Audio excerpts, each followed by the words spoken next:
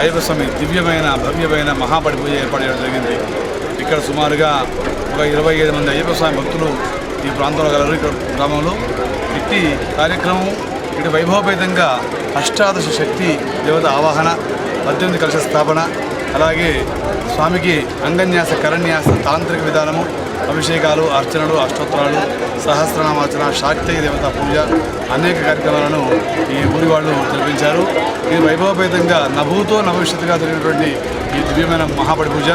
ఇది కార్యక్రమాన్ని వచ్చే సంవత్సరము ఈ ముక్కలూరు గ్రామంలో ఇంకా సుమారుగా 100 నుంచి 200 మంది అయ్యప్ప స్వామి భక్తులు కావాలని కోరుతూ ఈ దేవాలయము ఇక్కడ ఈ ప్రాంతంలో అత్యధిక నిజామాబాద్ జిల్లాలోనే భక్తి శ్రద్ధ కలిగినటువంటి ఊరు.